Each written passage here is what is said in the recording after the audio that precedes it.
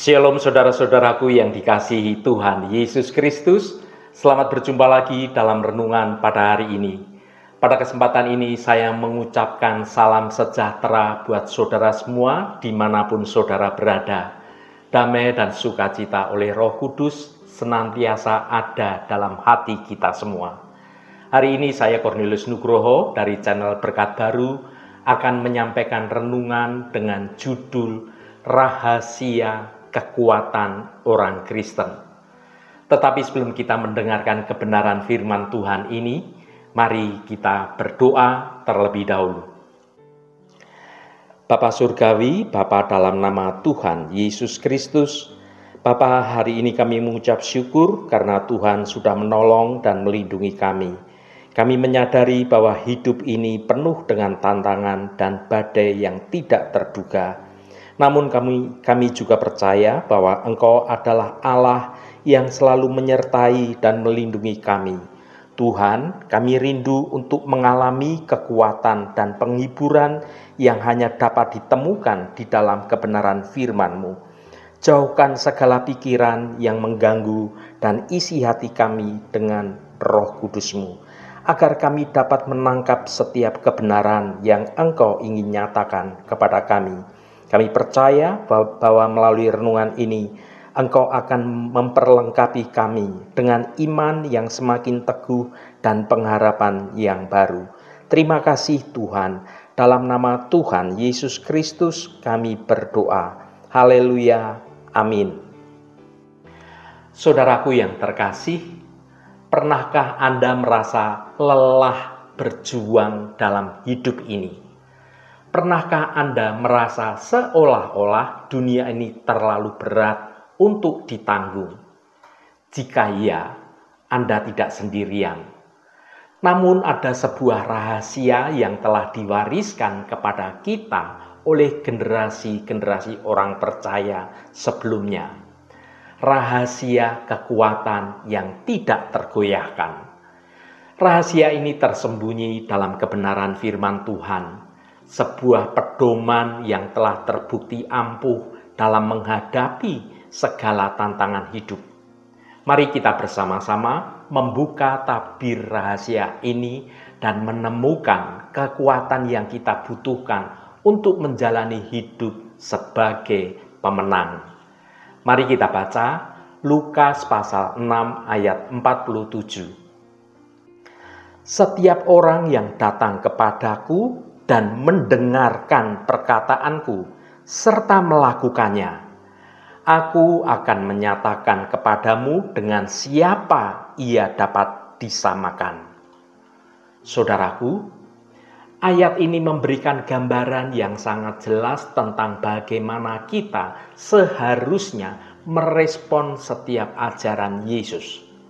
Yesus tidak hanya ingin kita mendengar perkataannya, tetapi juga mempraktekkannya dalam kehidupan kita sehari-hari. Mari kita bedah ayat ini lebih dalam lagi. Yang pertama, setiap orang yang datang kepadaku.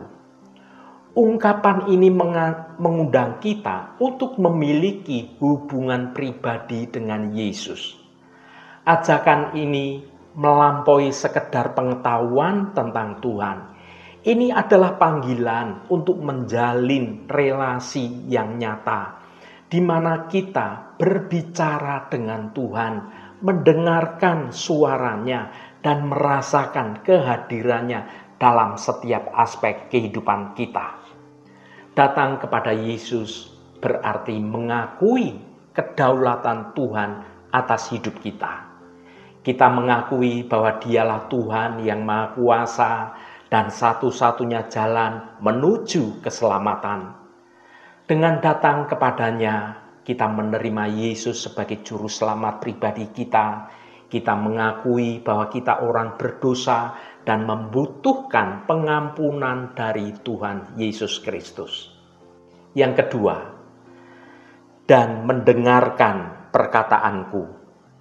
Mendengarkan perkataan Tuhan berarti membuka hati, membuka pikiran kita untuk menerima kebenaran yang Tuhan ajarkan. Mendengarkan perkataan Tuhan adalah tindakan percaya bahwa Tuhan memiliki kebenaran yang mutlak dan layak untuk kita dengarkan. Ketika kita mendengarkan perkataan Tuhan, maka kita sedang menerima suatu kebenaran. Ini berarti kita membuka hati, membuka pikiran untuk menerima pengajarannya, meskipun kadang dan sering juga bertentangan dengan pemikiran kita sendiri. Mendengarkan bukan hanya dengan telinga, tetapi juga dengan hati kita. Kita perlu merenungkan setiap detail perkataan Tuhan, mencari makna yang tersembunyi di balik setiap ayat. Meskipun kita sering mendengarkan ayat-ayat tertentu, tetapi setiap kita merenungkan dan meminta pertolongan Tuhan, Tuhan akan menyingkapkan rahasia-rahasia yang baru dari setiap ayat yang mungkin sering kita dengar. Yang ketiga, serta melakukannya. Inilah inti dari pesan Yesus. Iman yang sejati bukan hanya sekedar pengetahuan tentang Tuhan, tetapi juga suatu tindakan nyata dalam mengikuti perintahnya. Yesus dalam pengajarannya seringkali menekankan pentingnya tindakan nyata sebagai buah dari iman kita. Perintah serta melakukannya bukan hanya sekedar kata-kata, melainkan suatu panggilan yang mendalam bagi setiap orang pengikut Kristus untuk hidup sesuai dengan kebenaran yang telah mereka terima. Iman yang sejati bukanlah sekedar suatu keyakinan intelektual, tetapi juga melibatkan seluruh keberadaan hidup kita ini. Pengetahuan tentang Allah harus diterjemahkan dalam tindakan kita sehari-hari. Saudaraku yang dikasihi Tuhan, rahasia kekuatan orang Kristen adalah memiliki fondasi yang membangun hidup kita akan kuat dan kokoh apabila kita menjadikan firman Tuhan sebagai makanan rohani setiap hari. Mari kita baca Mazmur pasal 1 ayat 2 dan ayat 3. Tetapi yang kesukaannya ialah Taurat Tuhan, dan yang merenungkan Taurat itu siang dan malam. Ia seperti pohon yang ditanam di tepi aliran air, yang menghasilkan buahnya pada musimnya, dan yang tidak layu daunnya. Apa saja yang diperbuatnya berhasil. Saudaraku, ayat ini memberikan gambaran yang indah tentang seseorang yang hidupnya diberkati oleh Tuhan dan yang memberikan kita sebuah cetak biru untuk hidup yang berbuah dan penuh damai sejahtera. Mari kita mengerti lebih dalam lagi akan rahasia kekuatan hidup yang selalu menghasilkan buah-buah yang baik. Yang pertama, tetapi yang kesukaannya ialah Taurat Tuhan. Ayat 2 mengawali dengan kalimat yang sangat penting. Tetapi yang kesukaannya ialah Taurat Tuhan. Ini bukan sekedar tentang membaca Alkitab, tetapi tentang memiliki hasrat yang mendalam untuk mengetahui kehendak Tuhan. Ketika kita menyukai sesuatu, kita akan secara alami ingin tahu lebih banyak lagi, lebih banyak lagi, lebih banyak lagi. Sama halnya dengan firman Tuhan, kita akan merasa rindu untuk mempelajarinya, merenungkannya, dan mengaplikasikannya dalam kehidupan kita sehari-hari. Firman Tuhan adalah cerminan karakter Allah. Ketika kita menyukai firman, berarti kita juga merindukan untuk mengenal lebih dalam tentang Allah yang kita sembah. Yang kedua, dan yang merenungkan Taurat itu siang dan malam. Ayat ini melanjutkan dengan mengatakan bahwa orang yang diberkati adalah orang yang merenungkan Taurat itu siang dan malam. Merenungkan berarti bukan hanya membaca, tetapi merenungkan, menelaah, memahami, dan menghayati makna di balik setiap kata yang ada. Ini adalah proses yang mendalam di mana kita mengizinkan firman Tuhan untuk mengubah hidup kita dari dalam. Yang ketiga, ia seperti pohon yang ditanam di tepi aliran air. Ayat 3 kemudian membuat perbandingan yang indah. Orang yang hidup sesuai dengan firman Tuhan seperti pohon yang ditanam di tepi aliran air. Pohon ini mendapatkan nutrisi yang cukup sehingga ia dapat bertumbuh subur dan menghasilkan buah-buah yang baik pada musimnya. Demikian pula orang yang berakar pada kebenaran firman Tuhan akan selalu mendapatkan kekuatan yang baru, hikmat yang baru yang ia butuhkan untuk menghadapi segala tantangan, persoalan, beban kehidupan ini. Yang keempat, yang menghasilkan buahnya pada musimnya. Pohon yang sehat akan berbuah pada musimnya. Ini adalah tanda bahwa pohon itu hidup dengan subur. Demikian pula dengan kita, orang yang hidup dalam firman Tuhan akan menghasilkan buah-buah roh. Seperti kasih, sukacita, damai sejahtera, kesabaran, kemurahan, kebaikan, kesetiaan, kelemah lembutan, dan penguasaan diri. Yang kelima, dan yang tidak layu daunnya. Pohon yang sehat memiliki daun-daun yang hijau, yang lebat, yang segar. Daun ini melambangkan kehidupan dan kesegaran hidup kita. Demikian pula orang yang hidup dalam kebenaran firman Tuhan akan selalu memiliki semangat yang baru dan hidup yang penuh makna. Saudaraku yang diberkati Tuhan, ketika kita hidup terus bertumbuh semakin kuat berakar dalam kebenaran firman Tuhan, maka di saat itulah kehidupan kita akan semakin dibawa naik lebih tinggi, dan semakin tinggi. Mari kita baca Yesaya pasal 40 ayat 31. Tetapi orang-orang yang menanti-nantikan Tuhan mendapat kekuatan baru, mereka seumpama raja wali yang naik terbang dengan kekuatan sayapnya. Mereka berlari dan tidak menjadi lesu. Mereka berjalan dan tidak menjadi lelah. Saudaraku, ayat ini mengajak kita untuk merenungkan tentang kekuatan yang luar biasa yang dapat kita terima ketika kita menanti-nantikan Tuhan. Mari kita perdalam satu persatu dari kebenaran ayat firman Tuhan ini. Yang pertama, tetapi orang-orang yang menanti-nantikan Tuhan. Menanti-nantikan Tuhan itu lebih dari sekedar menunggu dengan pasif. Menanti-nantikan Tuhan itu bukanlah sekedar duduk diam dan menunggu sesuatu terjadi dalam hidup kita. Ini adalah suatu tindakan yang aktif yang melibatkan kepercayaan, harapan, dan penyerahan diri kita sepenuhnya dalam hadirat Tuhan. Saat kita menanti, kita ini mengakui bahwa Tuhan adalah sumber kekuatan kita dan bahwa waktunya Tuhan adalah yang terbaik bagi kita.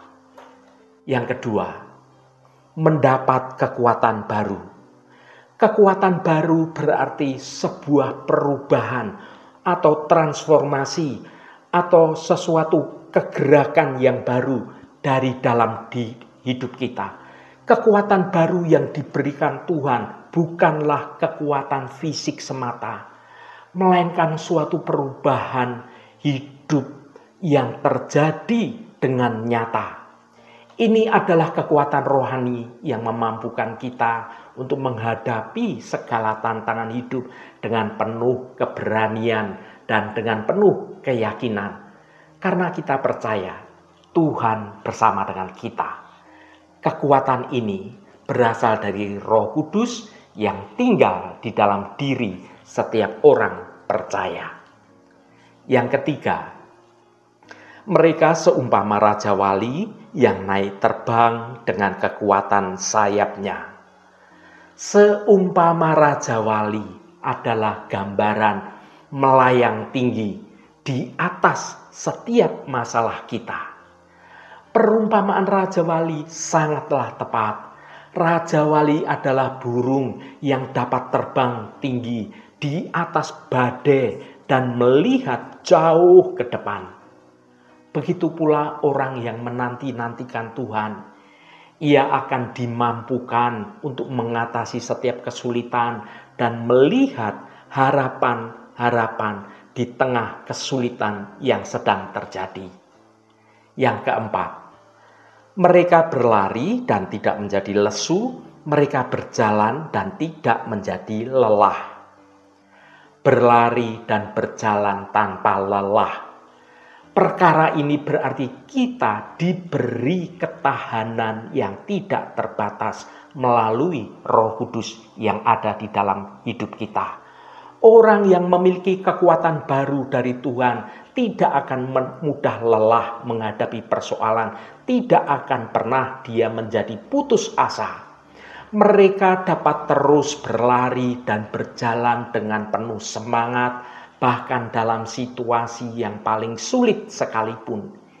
Ini karena mereka tahu bahwa Tuhan selalu menyertai mereka dan memberikan kekuatan yang mereka butuhkan. Saudaraku, firman Tuhan dalam renungan hari ini mengajak kita untuk menjadi pribadi yang tidak hanya mendengar, tetapi juga pribadi pelaku-pelaku kebenaran firman Tuhan dalam kehidupan sehari-hari. Dengan demikian, kita akan mengalami kehidupan yang berarti, penuh makna, penuh damai, penuh sukacita.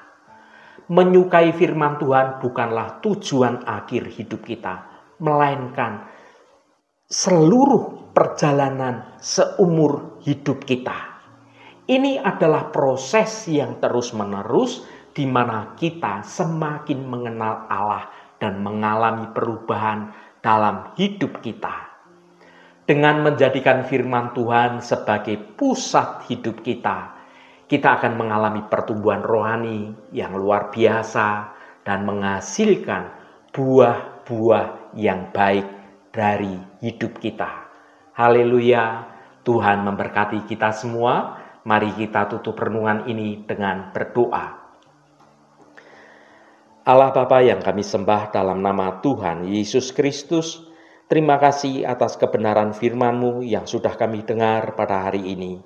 Tuhan, kami mengakui bahwa kami seringkali lalai merenungkan kebenaran firman-Mu. Kami terlena oleh kesibukan dunia dan seringkali melupakan betapa berharganya firman-Mu bagi hidup kami. Kami rindu ya Tuhan, untuk menjadikan firman-Mu sebagai sukacita kami. Kami ingin merenungkan firman-Mu siang dan malam, sehingga akar iman kami semakin dalam dan hati kami semakin dekat dengan Engkau. Bantulah kami ya Tuhan untuk menjadi seperti pohon yang ditanam di tepi aliran air. Kami ingin hidup kami senantiasa segar dan menghasilkan buah yang baik. Kami ingin menjadi berkat bagi orang-orang di sekeliling kami. Kami percaya bahwa dengan kekuatan Roh Kudus kami dapat melakukan semua hal. Tolonglah kami untuk terus bertumbuh dalam iman dan menjadi saksi-Mu yang setia. Terima kasih Bapa, Engkau sudah berkenan memberkati seluruh anak-anak-Mu yang terus setia mencari wajah-Mu Tuhan melalui renungan hari ini. Tuhan, saat ini kami berdoa untuk saudara-saudara kami yang sedang menderita sakit. Kami mohon Tuhan akan jamah dan Tuhan akan sembuhkan di dalam nama Tuhan Yesus Kristus. Mukjizat kesembuhan terjadi dan saudara-saudara kami akan mengalami kesembuhan yang datangnya dari Engkau. Allah Bapa yang Maha Pemurah, berkati juga setiap mereka yang saat ini sedang ada masalah dan berbeban berat. Kami percaya jika kami datang dengan segala kerendahan hati dan segala pertobatan kami yang sungguh-sungguh, maka Tuhan turut bekerja dalam hidup kami. Biarlah Allah Bapa kami, Engkau sendiri Tuhan yang akan menjamah dan melawat semua anak-anak-Mu, agar boleh mengalami mukjizat pemulihan di dalam nama Tuhan Yesus Kristus. Tuhan akan memberikan kelegaan, Tuhan akan menolong, dan Tuhan akan memampukan saudara-saudara kami untuk dapat menyelesaikan setiap persoalannya dengan cara yang baik dan dengan cara yang benar. Berkati mereka yang hari ini berulang tahun Tuhan, Engkau tambahkan 1 tahun lagi.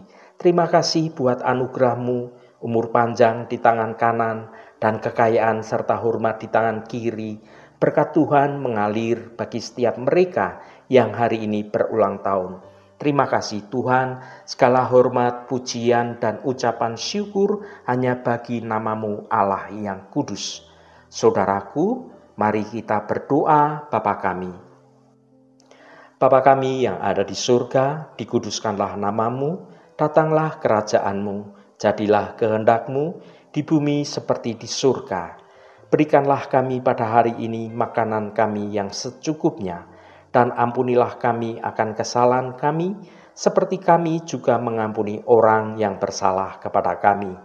Dan janganlah membawa kami ke dalam pencobaan, tetapi lepaskanlah kami daripada yang jahat. Karena Engkaulah yang empunya kerajaan dan kuasa dan kemuliaan sampai selama-lamanya. Saudaraku, bukalah hatimu dan tengadahkan tanganmu. Terimalah berkat Tuhan. Tuhan memberkati engkau dan melindungi engkau. Tuhan menyinari engkau dengan wajah-Nya dan memberikan kasih karunia. Tuhan menghadapkan wajah-Nya kepadamu dan memberikan damai sejahtera. Berkat anugerah dari Bapa Surgawi, cinta kasih karunia dari Tuhan Yesus Kristus, dalam persekutuan dan penghiburan Roh Kudus, menyertai kita semua sekarang ini dan sampai selama-lamanya. Dalam berkat Tuhan Yesus Kristus, haleluya, amin. Puji Tuhan, saudaraku semua, saya percaya firman Tuhan hari ini sudah menjadi berkat yang akan menuntun hidup kita semua. Saudaraku, sungguh indah janji Tuhan bagi kita yang mengasihi dan merenungkan firman-Nya. Mari kita tekadkan untuk semakin mencintai firman Tuhan dan menjadikannya sebagai sumber kekuatan dan penghiburan dalam hidup kita. Dengan demikian, hidup kita akan penuh berkat dan kita akan menjadi saksi yang hidup bagi kasih dan kemuliaan Tuhan Allah Bapa kita. Roh Kudus senantiasa menolongmu dan menuntunmu untuk hidup dalam jalan kebenaran Tuhan. Saudaraku, saya sangat senang sekali dan berterima kasih jika Anda berkenan memberikan komentar pada konten video ini dan bagikan renungan ini pada teman dan sahabat Anda agar mereka diberkati juga melalui renungan ini. Terima kasih saudaraku, sampai bertemu kembali. Shalom, Tuhan memberkati.